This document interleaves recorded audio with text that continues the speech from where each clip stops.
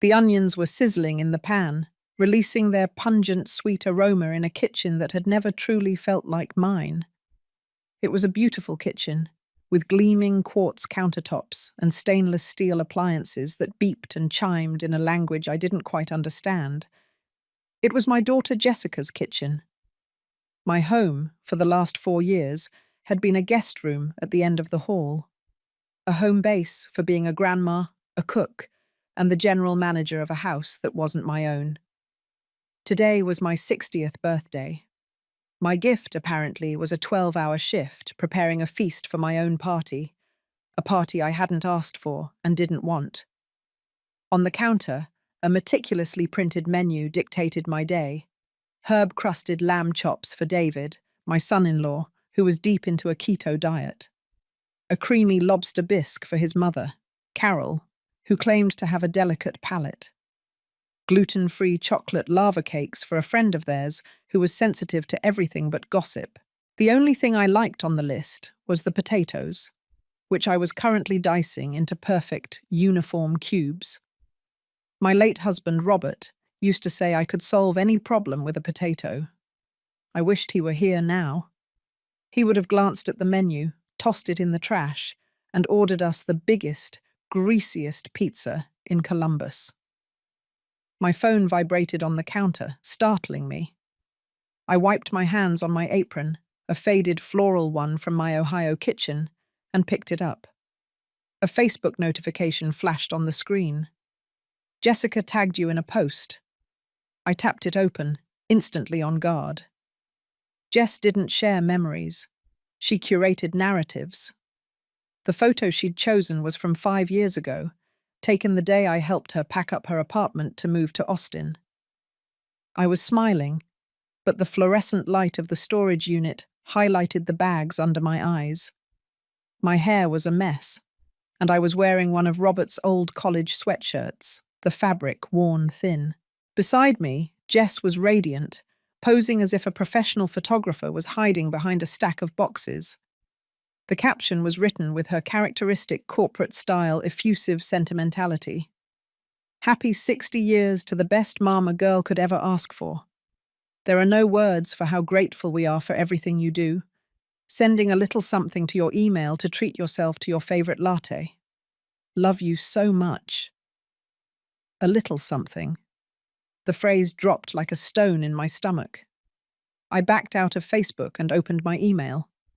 There it was. An email with the subject line, "Jess sent you a gift." It was a Starbucks electronic gift card for $25 for my 60th birthday. I stared at the cheerful green logo, the image of a steaming paper cup. $25? Enough for 4 or 5 of those fancy, sugary drinks Jess loved so much. It wasn't the amount. Not really. It was the sheer, breathtaking thoughtlessness. It was the kind of gift you give a coworker you barely know, or the mail carrier at Christmas. It was a 30-second transaction, a chore checked off a to-do list. Send Mum something for birthday. Done. My phone vibrated again. Another Facebook notification. A comment on Jess's post. I felt a sense of dread as I went back to the app. It was my sister, Sue, from my hometown. "Sue Flores, happy birthday, Caroline. You don't look a day over 40. What a sweet post, Jess." I managed a slight smile. Then I saw the notification that Jessica was typing a reply. My thumb hovered over the screen, a morbid curiosity forcing me to stay. The reply popped up. It wasn't a simple thanks. It was a public performance, aimed squarely at my sister, but directed to all her friends and family. "Jessica Miller, at Sue Flores. Thanks, Aunt Sue. Mum redeemed her gift card in record time, LOL. It's funny, David's mum, Carol, is the complete opposite. We tried to get her an all-expenses-paid first-class trip to Italy for her 60th last month, and she literally tried to tear up the tickets. Said her only gift was having her family healthy and happy. Different philosophies, I guess." The screen went blurry. My hand, still holding the phone, began to shake. different philosophies. The sizzle of the onions faded into a dull roar in my ears. The world narrowed down to that one cruel, careless comment. It wasn't a stab in the back. It was a scalpel, wielded with a surgeon's precision in a well-lit public operating room. All our relatives, my old friends from Ohio, my former colleagues from the school where I taught for 30 years, they would all see it.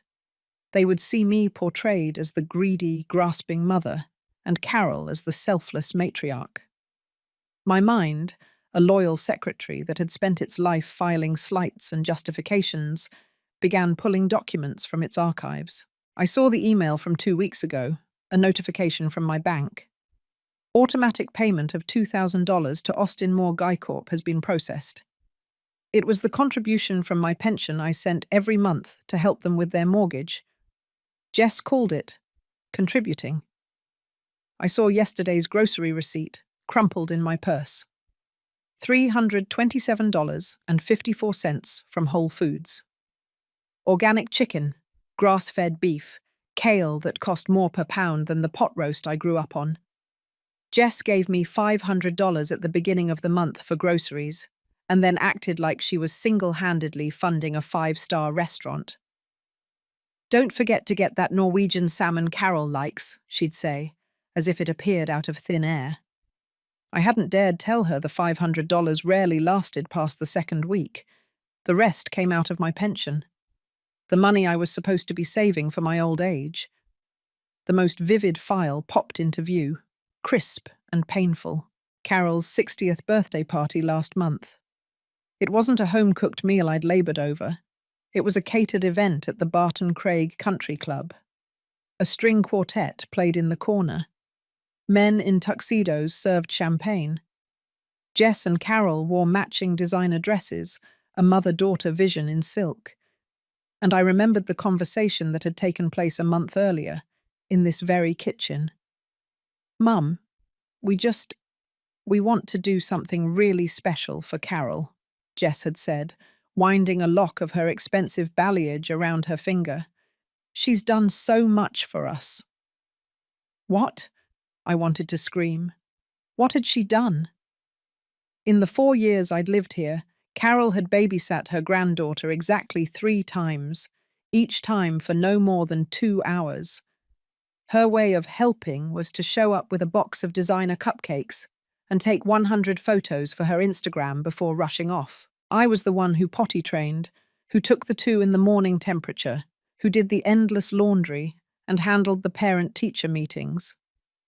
"The thing is," Jess had continued, dropping her voice to a conspiratorial whisper, "we're a little tight on cash, but we saw your 10-year certificate of deposit just matured. If we could just borrow $50,000 just to give her the party she deserves, we'll pay you back. I swear." $50,000, a significant piece of my savings. The money Robert and I had scraped together, the safety net that was supposed to protect me from becoming a burden on my only child. I had looked at my daughter's pleading face, the same face that had looked up at me from her crib, and done what I always did. I said yes. I had transferred the money the next day. They never called it a loan again. They called it your contribution. At the party, I felt like a ghost. Dressed in my simple black dress, I stood by the appetizer table while Jess effusively toasted the most selfless, giving and understanding woman I know, my mother-in-law, Carol. I saw my granddaughter sitting on Carol's lap, calling her glamour. I had been introduced to one of David's colleagues not as Jess's mother, but as her nanny. I had corrected it gently, but the hurt had lingered all night. Redeemed in record time, LOL. My thumb slid over the screen, the movements stiff and robotic. I opened the Starbucks app. There it was, a balance of $25. I hadn't even consciously clicked the email link. My muscle memory had done it. The final piece of the puzzle snapped into place. It wasn't just thoughtlessness. It was a trap. Jess knew I would do it. She counted on it. She loaded the gun, handed it to me, and waited for me to pull the trigger on my own defamation. Something inside me, a taut spring I had been compressing for 60 years, finally broke. It didn't make a loud noise. It was a silent, clean snap. The part of me that excused Jess, that told me she was just stressed, that justified the thousands of tiny cuts, that part of me simply ceased to exist. I looked at the gleaming, impersonal kitchen, the potatoes half cubed, the expensive lamb marinating in a glass dish. This wasn't my life. I was a guest star in my daughter's production, and my role had just been downgraded to convenient villain. With a calm that felt utterly foreign, I turned off the stove. The sizzle of the onions stopped. In the sudden silence, I could hear my own breathing. I untied my apron, folded it carefully, and laid it on the counter. I walked into my room, the guest suite, and pulled my small carry-on suitcase from the closet. I didn't pack much. A few changes of clothes, my toothbrush, the worn paperback on my nightstand, my laptop. I looked at the framed photos on the dresser, her school picture, a photo of Jess and me at her college graduation. I left them where they were.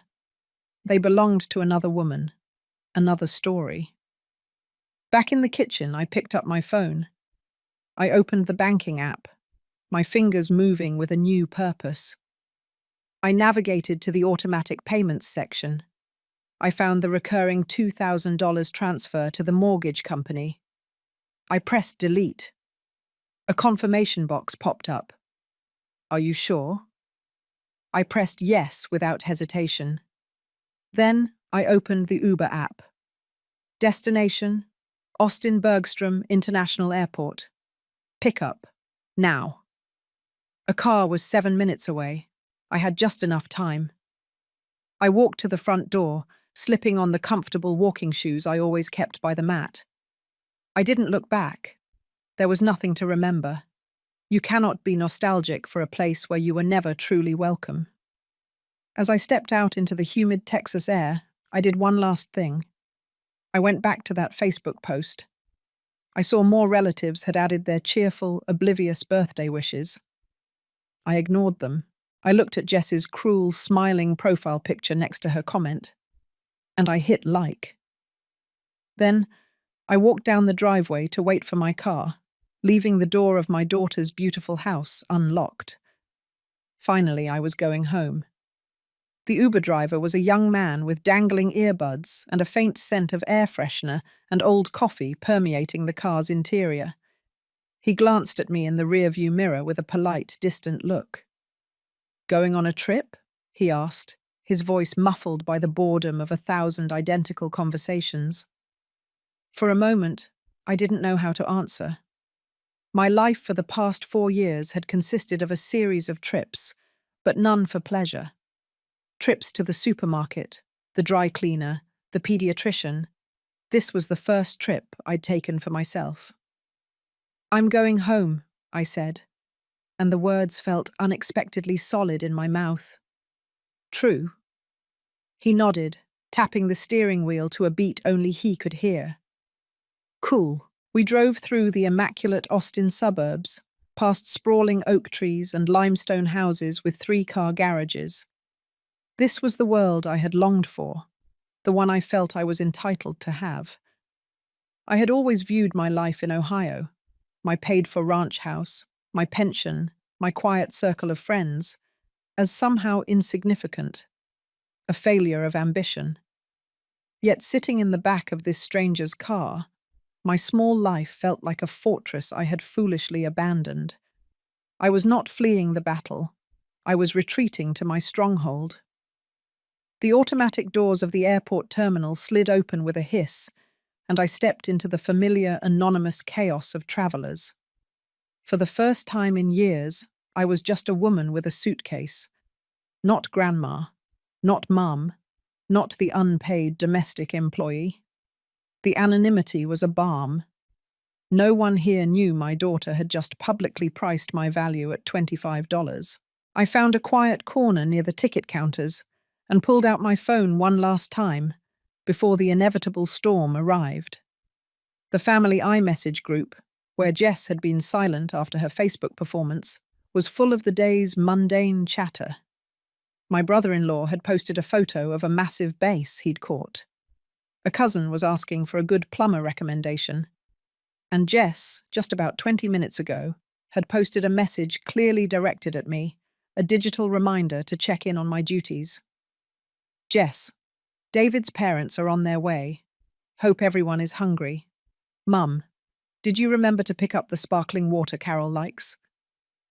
I stared at the message. She had written it after gutting me on Facebook. The disconnect, the sheer audacity, was stunning. She had set fire to the house and was now asking if I remembered to buy the marshmallows. My finger hovered over the power button. I knew what would happen the moment Jess and David walked into that empty house.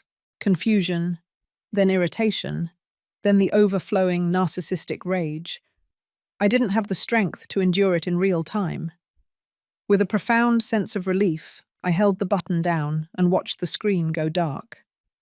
I had just created a sanctuary for myself, a 5-hour bubble of peace, 30,000 feet in the air.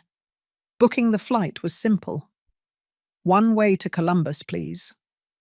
The agent didn't flinch. I paid with my emergency credit card. This certainly qualified. Waiting at the gate, I watched other families. Grandmothers cooing over toddlers, mothers and daughters sharing a magazine.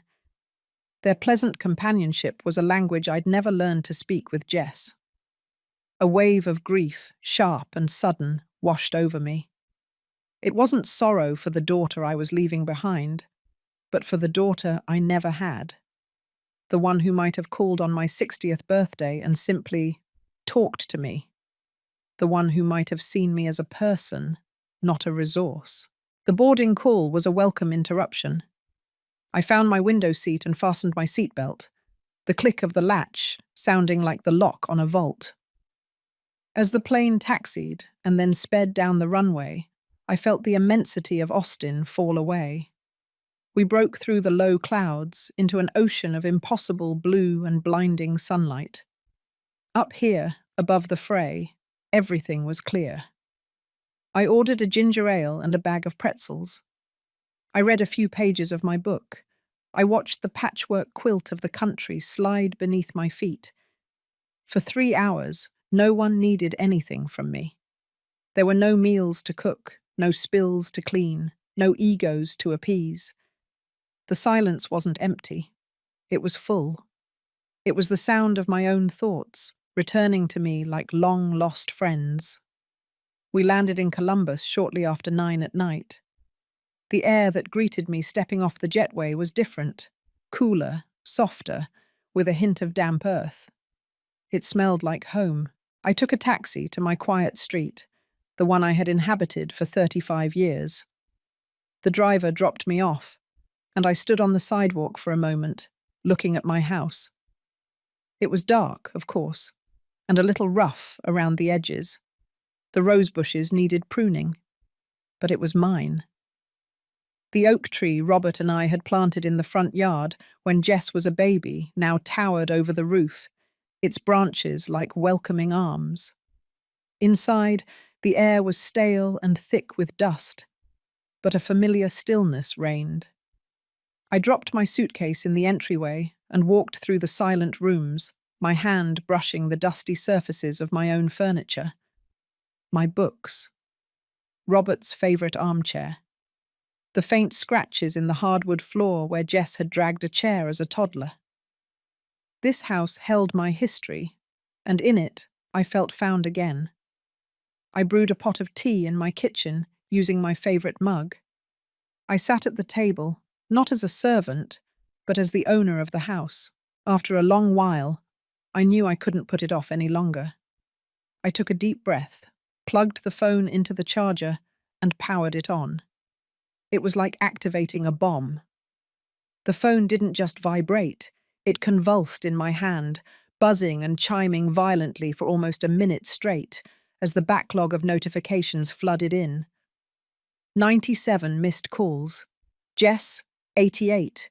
David, 5. Sue, 4. 152 new text messages, 4 voicemails, 72 Facebook notifications. I opened the texts first, scrolling back to the beginning of the avalanche. Jess, at 7 o'clock and 5 minutes. Mum, where are you? David's parents are here. Jess, at 7 o'clock and 6 minutes. This isn't funny. Are you in the bathroom? Jess, at 7 o'clock and 15 minutes. Okay, I am totally freaking out. Your car is still here. Where the hell did you go? You left the stove on. A lie. I had obviously turned it off. Jess, at 7 o'clock and 30 minutes. Answer the phone. Everyone is looking at me. Carol had to order takeout. Do you know how embarrassing this is? David, at 7 o'clock and 45 minutes. Caroline, whatever this is, you've made your point. You're putting Jess in a terrible spot in front of my whole family. Please come back and we can talk about this like adults. Jess, at 8 o'clock and 10 minutes. We couldn't find you, so we had to ask the Davidsons next door. We checked the security cameras and saw you getting into a car with a suitcase. You went to the airport, didn't you? Mum, are you insane?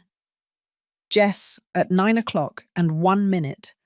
How could you do this to me on your own birthday? You are the most selfish, manipulative person I have ever met. You have ruined everything.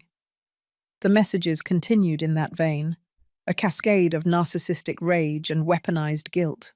The messages from my sister, Sue, were tinged with confused worry, clear evidence that Jess had spun her a frantic, one-sided story. I ignored them all and played the first voicemail. Jess's voice, tight with fury, filled my silent kitchen. Mum, I don't know what kind of sick, childish game you're playing, but it's over. You abandoned your family. You left your 6-year-old granddaughter wondering where her grandma went. You humiliated me in front of the people who matter most to me. I hope you're happy. I hope you're proud of yourself for being so petty and selfish. When you decide to stop this tantrum and return to reality, you have a lot of apologizing to do. I deleted the voicemail without listening to the others. It would be more of the same. The narrative was set. I was the crazy one. I was the villain. Just as I put the phone down, it started to ring, buzzing furiously on the oak table. The screen glowed with Jess's face. My heart pounded, a lifetime of conditioning screaming at me to answer, to smooth things over, to absorb her anger and fix it all. But I realized the woman who did that no longer lived here. I let it ring until it went to voicemail. I was home, and I would answer on my own terms. The phone went silent, leaving a ringing in my ears. For a long moment, I didn't move, the memory of its vibration still in my palm. My house was so quiet, a deep, velvet silence that felt like a heavy blanket after years of noise, the television always blaring, her shrieks, Jess's endless chattering calls. Here, the only sound was the soft hum of the old refrigerator in the kitchen. I pulled myself up and went to the pantry. The shelves were mostly bare, save for a few cans of soup and an unopened box of crackers. It was more than enough. I heated a can of Campbell's tomato soup, the same kind my mother used to make me on rainy afternoons, and sat back down at the table. I ate slowly, savoring the simple, uncomplicated salinity. It was the first meal I had eaten in years that wasn't a negotiation, a compromise, or a performance. It was just food. It was mine. With some strength restored, I picked up the phone again. The urge to block Jess's number was immense, but I knew I couldn't. This wasn't over. It was a controlled demolition, and I had to see it through. I decided to check Facebook to see the extent of the damage to my reputation. It was worse than I could have imagined. Jess had posted again, about an hour ago. This time the photo was of Carol, my perfect foil, sitting on the floor of her playroom, a look of beatific patience on her face as she helped her build a block tower. The lighting was soft and warm. It looked like a magazine ad for the idealized grandmother. The caption was a masterpiece of passive-aggressive warfare. Feeling incredibly grateful tonight for the people who truly understand what family means. When some walk away, others step up and show you what unconditional love truly is. Teaching her an important lesson tonight. Real family doesn't abandon you when things get tough. Real family is your rock. Thank you, Carol, for being our rock. Always. She had tagged Carol, David, and a dozen other relatives. The comments were already pouring in. Carol, you are a saint. So sorry you're dealing with a difficult time, Jess. Sending you so much love. That's what real grandmas do. She is so lucky to have you. A few people, mostly my friends, had posted confused questions. Is everything okay with Caroline? But their comments were ignored, buried under an avalanche of praise for Saint Carol the Saviour. I read the words, and I didn't feel the sharp sting of tears I expected. I felt nothing. It was like looking at the medical history of a stranger. The diagnosis was clear. The connection between my daughter and me wasn't just broken, it was infected. The only solution was amputation. This post was my permission. It freed me from any lingering guilt, any unfounded sense of maternal obligation. It wasn't a cry for help from a stressed daughter. It was an act of calculated malice. It was Jess, standing on my reputation with a shovel, burying it in plain sight. My finger, now steady, tapped her contact icon. I pressed call. She answered on the first ring, her voice not reflecting anger, but a cold, condescending disappointment. It was the same voice she used on her when she acted out in public. Well, look who decided to call back, she said. I hope you've had time to think about what you've done. I walked into my living room and sank into Robert's old armchair, the worn leather sighing under my weight. I was on my own turf. I'm in Columbus, Jessica, I said. My voice was level, devoid of the emotion she expected. I'm home now. There was a stunned silence on the other end. What? How are you home? Don't be ridiculous. Your home is here, with us. No, I said simply. My house is in Ohio. I've been living at your house, but I was never home. I am now. This is insane, she sputtered, her condescension cracking to reveal the underlying panic. You can't just leave like that. What are we supposed to do? Who is going to pick her up from school tomorrow? I have a 3 o'clock meeting I can't miss. That sounds like a problem either you or her father will have to solve, I said. Or maybe Carol can step back in. She seems to be enjoying her new role as the family rock. Ah, so this is about Carol, she shrieked, her voice rising. I knew it. You've always been jealous of her, of my relationship with her. It's not about Carol, I said, my voice dangerously low. It's about a $25 gift card. It's about being called greedy in front of my entire family. It's about you using all of my savings to throw your mother-in-law a party and then publicly humiliating me on my own birthday. Oh my God, it was a joke, she yelled. A joke? You are so sensitive. And we were going to pay you back. When, Jess? I asked. When were you going to pay it back? Before or after you sold my house to fund your kitchen remodel? The silence on the line was absolute. I had hit the mark. She didn't know I knew about that plan. A plan I had overheard her discussing on the phone with David when they thought I was asleep. She recovered and shifted tactics. Her voice softened, growing wet with manufactured tears. Mom, I don't understand why you're doing this. We need you. I need you. Don't you care that your daughter is hurting? The old Caroline would have crumbled. She would have melted at the first sign of vulnerability, but the new Caroline could see the puppet strings. The only thing you need from me, Jessica, is my labor and my money, and you won't be getting either one anymore. Her voice hardened instantly, and the fake tears evaporated. Fine. You want to be transactional? Let's be transactional then. You completely ruined your own birthday party. You left me with a house full of guests and no food. Carol had to save the day and order catering from La Traviata.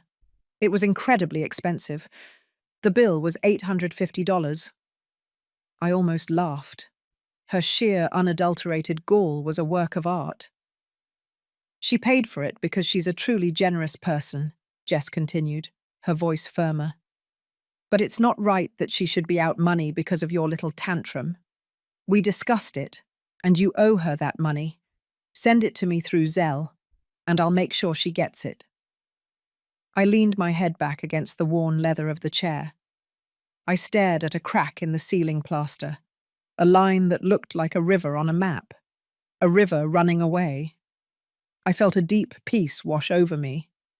She had finally given me the gift I had been waiting for, the gift of absolute certainty. No, I said. What do you mean, no? She demanded. You have to pay it back. It's your fault. That's an interesting perspective, I said, my voice as calm as a frozen lake. But I'm a little busy with another transaction right now. Let's discuss the $50,000 I loaned you for Carol's country club party and European cruise. We were going to pay you back, she repeated, her voice high-pitched. Good, I said. I'm happy to hear that. The deadline is 72 hours. What? I want my $50,000 back, I said, articulating each word with perfect clarity. You have 72 hours to wire the full amount to my checking account. I trust you still have the details. Impossible. We don't have that money lying around, she shrieked. Then I suggest you get creative, I said. You could ask your rock, or you could simply figure it out.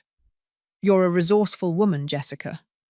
We can talk about the $850 for catering after my $50,000 is safely in my bank account. Not before. This is blackmail. You can't do this. Yes, I can, I said. And I am. Your 72 hours started the moment I said it. Have a good night, Jessica. And before she could scream, cry, or argue, I hung up. I blocked her number. Then I blocked David's. I sat in the silent, dusty dark of my house, a silence broken only by the hum of the refrigerator. For the first time in a very long time, I was in control, and I felt like I was breathing again. The first morning back in my own house was a revelation.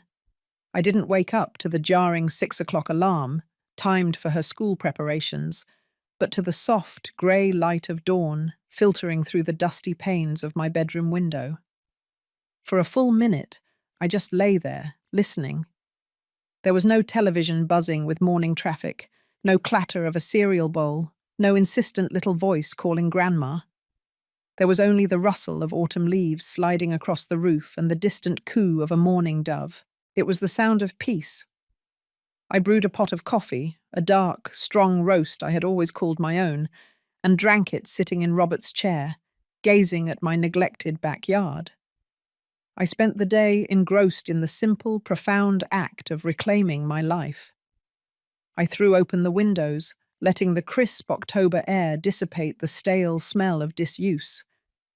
I wiped down surfaces where the faint outlines of picture frames and trinkets I had packed away, thinking I would never need them again, were visible. At the grocery store, I bought food just for me. A small, perfect ribeye steak, a carton of whole milk for coffee, a chunk of sharp cheddar cheese, a bottle of red wine that cost more than $12. It felt decadent, almost illicit. For 4 years, every food purchase had been filtered through Jess's family. Is it organic? Is it gluten-free? Will David eat this? Will she turn up her nose? Today, the only question was, do I want this? The answer, over and over, was yes. The silence of my phone was a constant, welcome presence. By blocking Jess and David, I had severed the main artery of my anxiety. But I knew I couldn't live in isolation. There were other relatives, people caught in the crossfire of Jess's narrative. My sister, Sue, was chief among them. I needed to tell her the truth, or at least my version of it. I called her that afternoon, a knot in my stomach. She answered right away. Caroline. Oh, thank God. Are you okay? Jess has been beside herself. She said you just vanished, left a note and disappeared. There was no note, Sue, I said calmly, sinking into a kitchen chair. And I didn't disappear. I came home. But why? Jess said you had a nervous breakdown. She's worried you're not… Well, the manipulation had already taken root. I breathed slowly, leveling myself. Let me ask you something, Sue. What did David get you for your 60th birthday? What? He took me to that new Italian restaurant downtown. It was lovely. What does that have to do with anything? That sounds wonderful, I said, my voice even. For my 60th birthday, Jess got me a $25 Starbucks card. And after I accepted it, she went on Facebook and told my entire family I was greedy and that her mother-in-law was a much better person because she would have rejected such a gift. Silence. I could hear the faint sound of her television on her end of the line. She did what? Sue finally sputtered. And that was after, I continued, my voice gaining strength with every word. I had loaned her and David $50,000 from my retirement savings to pay for Carol's lavish birthday party last month. So no, I didn't have a nervous breakdown. I had a moment of clarity. I'm not going back. The silence that followed was different. It was the sound of gears turning, of a narrative being forcibly rearranged. 50,000? Sue whispered. Oh, Caroline. She never mentioned that. She wouldn't, I said. I'm sorry you were pulled into this, but I needed you to hear it from me. I'm so sorry, Caroline, she said, and for the first time, she sounded like my sister again. I had no idea. We talked for another hour, and for the first time in years, I felt the comforting warmth of an ally. The next morning, as I pruned the rebellious weeds in my front garden, my phone rang. It was Sue again, but her voice was different, edgy and anxious. Caroline, I'm so sorry to bother you, but Jess just called me. She was sobbing, hysterical. Said you blocked her and are demanding $50,000 in 3 days. Said they'll be ruined. They'll have to sell the house. She asked me to try and talk some sense into you. And what did you say? I asked, snapping the head off a dandelion with fierce satisfaction. I told her I wasn't getting involved, Sue said, her voice strained with frustration. But she was relentless, crying about her and how could I do this to my own granddaughter. Thanks for telling me, Sue, I said firmly. And thank you for not playing along. This is between Jessica and me. If she contacts you again, you have my permission to hang up. After I hung up, I stood in my yard, feeling the sun on my face. The 72-hour clock was still ticking, and the first counterattack had been deflected. I had held the line. My next call was to my real estate agent, a cheerful, no-nonsense woman named Patty. Caroline, so good to hear from you, she exclaimed. I was just about to call. We've had 2 more inquiries, and I think we can get an over-asking offer if we move fast. You are so smart to sell now. The truth is, Patty, I said, walking toward the for sale sign hammered into my lawn. That's why I'm calling. I've changed my plans. I'm staying, I said, feeling more right than anything I had said in years. Please take the listing down. My house is no longer for sale. Patty was audibly surprised but recovered quickly. Well, okay, good for you. Welcome home, Caroline. I hung up the phone and with a grunt of effort, yanked the sign out of the soft earth. I dragged it to the side of the house, out of sight. I was no longer liquidating my past to fund my daughter's future. My past, present, and future were all right here.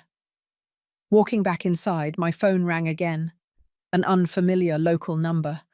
I almost ignored it, but something made me answer. Hello? Caroline, is that you? This is Mia, next door. Mia Johnson. Mia? Of course. How are you? I said, picturing the kind ornithologist woman who had been my neighbor for 2 decades. I'm fine, dear. But listen, I don't have much time, she said, her voice a hushed whisper. I saw you in the yard, and then I saw the realtor website said the property is withdrawn. I was praying I'd catch you before you did something rash. Rash? I'm not sure I follow, I said. The house, Caroline, she whispered, the emotion palpable even through the phone.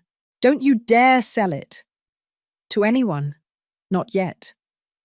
Mia, what in the world are you talking about? There was a pause, and I heard her take a deep breath. It's Project Genesis, you see. That gigantic tech company from California.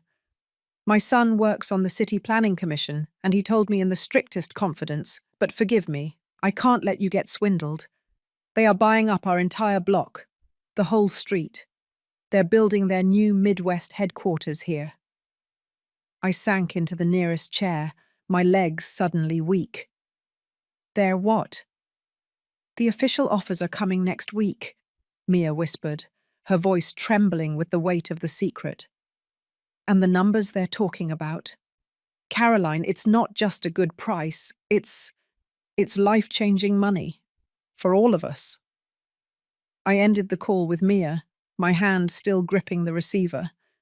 The kitchen fell silent again, but this time it wasn't a gentle quiet. It was the electric hum of a world being upended. I looked at the familiar crack in the ceiling, the worn linoleum on the floor, the sturdy oak table where I had graded 1,000 papers and helped with 100 homework assignments. This wasn't just my house. It was a winning lottery ticket. It was my future. A dizzy, hysterical laugh bubbled up from my chest. The irony was almost too perfect to be real. For months, I had been prepared to sacrifice this place, my only asset, for my daughter's ambition. I was going to sell my history for a fraction of its worth to help a child who valued me at $25. And just when I decided to save myself, the universe decided to reward me with a fortune. The next 3 days passed in a strange, almost dreamlike state. The 72-hour deadline I had given Jessica loomed, a silent clock ticking in my mind. But the terror and anxiety I had felt earlier were gone, replaced by a crystal-clear calm. The $50,000 was no longer a desperate plea. It was a boundary. I knew she wouldn't pay it. The money was never a loan. It was an acquisition. And my daughter didn't willingly give up her acquisitions. I spent the time nesting in my home, not preparing for a long winter, but for a new life. I bought new sheets for my bed. I hauled Robert's old records out of the attic and put them on the dusty turntable. The crackle of vinyl filled the house with the ghosts of happier times. I bought a bottle of expensive oil paint, a hobby I gave up when Jess was a toddler, and set up a canvas by the guest room window. With every small act of self-reclamation, I felt the meek, compliant woman I had been for 60 years shed away like dead skin. On the third day, at 5 o'clock in the afternoon, the deadline passed. Predictably, I received no email notification from my bank, no frantic call from my sister saying the money was on its way. There was only silence.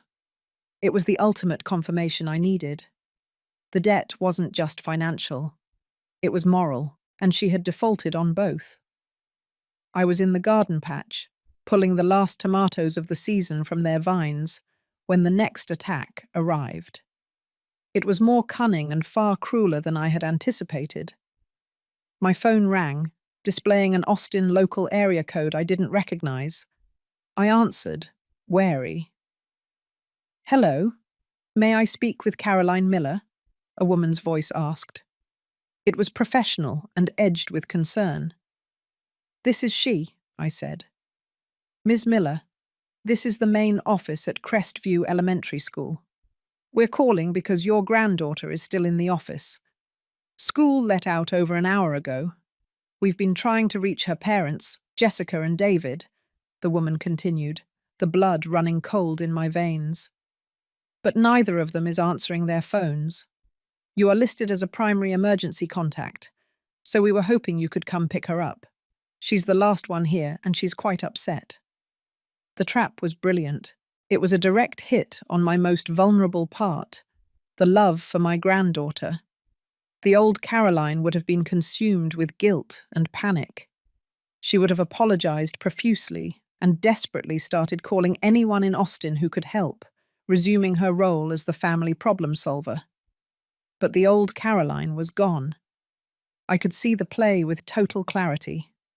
Jess and David weren't answering their phones because they had chosen not to. It was their way of bypassing my blocked number, of forcing my hand, of using their own child as a human battering ram to tear down the boundary I had set.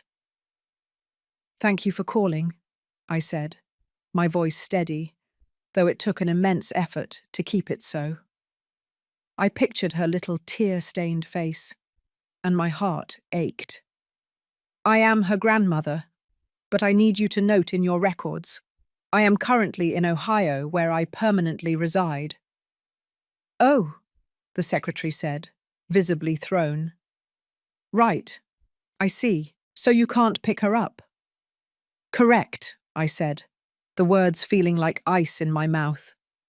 I am no longer their local emergency contact. You will need to continue trying to reach her parents. That is their responsibility. You should also advise them to update their emergency contact forms immediately. I hung up before the woman could respond. My heart was pounding, and a wave of nausea swept over me. It was an atrocious thing to leave a child in limbo, but I knew with chilling certainty that she was in no real danger. Her parents would show up at the last second, feigning a dead battery or a missed call, and play the heroes. The whole drama was staged for a single audience, me, and I refused to play my part. An hour later, as I foresaw, an email arrived in my inbox. The subject line was a single furious word: how. The email itself was a torrent of unrestrained anger from Jessica. How could you do that? How could you abandon your own granddaughter? She was hysterical, alone, and terrified at school for 2 hours because her grandmother, the one person she's been able to count on, decided to be a vindictive, selfish monster. David and I were in a critical meeting and our phones were off. The one time we needed you, the one time we counted on you as an emergency contact, you did this. Do you have any idea the damage you've caused? She cried the whole way home, asking why Grandma hated her. I hope you're satisfied. I hope destroying your family was worth it. I read the email twice. The lies were so blatant, so bold. Critical meeting. Phones were off.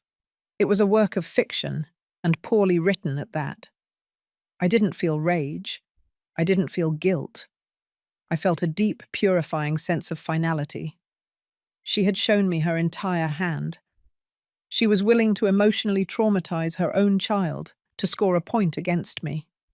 There was nothing left to salvage. I opened a reply. My fingers were steady on the keyboard. I typed a message that was cold, clean, and irreversible.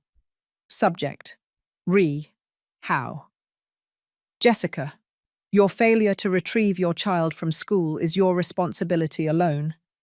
Using her as a tool to manipulate me is both transparent and unacceptable. The 72-hour deadline for the return of my $50,000 has now passed without payment.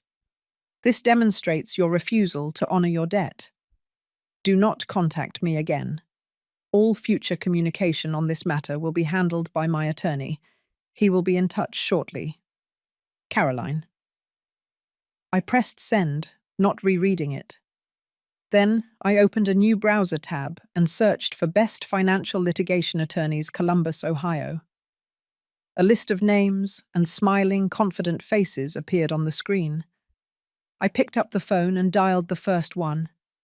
The man on the other end of the line had a smooth, firm, and serious voice. Davis and Associates, Arthur Davis speaking. Mr. Davis, I said, my voice still faint in comparison. My name is Caroline Miller. I was referred by the Columbus Bar Association website. I need to retain an attorney regarding a personal loan that has defaulted. There was a brief pause. I understand, Ms. Miller. Our firm specializes in financial litigation. Why don't you tell me the details of the situation? And so I did. Sitting in Robert's armchair, I recounted the last 4 years of my life with a clarity that surprised me. I spoke of the $50,000 transfer from my retirement account, giving the exact date. I described the verbal agreement for repayment. I detailed the events of my 60th birthday, including the public humiliation on Facebook, the weaponization of my granddaughter, and the final audacious demand that I pay for the party I never had. I spoke without tears, without anger. I presented the facts as if I were a witness in someone else's case. When I was finished, there was a long silence. I wondered if he was dismissing me as a simple family dispute, another emotional woman he would have to deal with. Ms. Miller, Mr. Davis finally said, a new tone of respect in his voice. Family loans without a written contract can be complicated. However, a wire transfer of that size is powerful evidence, and the subsequent behavior you've described establishes a clear pattern of bad faith. I believe we have a solid case. I will be happy to represent you. A wave of relief so strong it almost buckled me swept over me. It was the first time in this entire ordeal that a professional and impartial observer had heard my story and validated it. I wasn't crazy. I wasn't petty. I was a creditor. The following afternoon, I sat in Mr. Davis's formal wood-panelled office. We drafted the demand letter together. It was a strange, empowering experience to see my pain and betrayal translated into the cold, relentless language of the law. Failure to remit, breach of verbal contract, further legal action. The letter was a shield and a sword. It would be sent certified mail to Jessica and David's Austin address that very day. Walking out of the lawyer's office into the bright fall afternoon, I felt a sense of finality. The last bridge to the woman I used to be, the woman who would have absorbed this loss, swallowed this pain, and eventually forgiven, was now a pile of ash. The next week passed in a state of suspended animation. I was waiting for two things: a response to the lawyer's letter and the arrival of the Project Genesis offer. I started painting again, setting up my easel in the guest room. I found my hands remembered the feel of the brushes, the smell of turpentine. I painted my backyard, the gnarled branches of the old oak tree, the defiant last roses of the season. I was bringing my life back into focus. On Tuesday, exactly 1 week after Mia's call, a courier van pulled up to my curb. A young woman delivered a stiff, enormous envelope with the sleek, minimalist Project Genesis logo in the corner. My hands were shaking as I took it in. I placed it on the kitchen table, staring at my name and address written in crisp, black type. This was the moment. For a second, I was afraid to open it. What if Mia was wrong? What if it was a standard, low-ball offer? I took a deep breath, slid a butter knife under the flap, and broke the seal. Inside was a thick sheaf of documents, bound in a heavy blue folder. The cover letter was on top. I scanned the corporate jargon: urban revitalization, community collaboration, an exciting new chapter for Columbus, my eyes searching for the only thing that mattered. And then I saw it. A number at the bottom of the page, under the heading Offer to Purchase. It was so large my brain couldn't quite process it at first. The number of zeros seemed endless. I read it once, then twice. I took off my reading glasses, wiped them on my shirt, and put them back on. The number was still the same. $1,250,000. I collapsed into the kitchen chair, the letter clutched in my hand. My vision blurred, and the tears I had refused to shed over my daughter now flowed in a warm, silent torrent. They weren't tears of sadness or anger.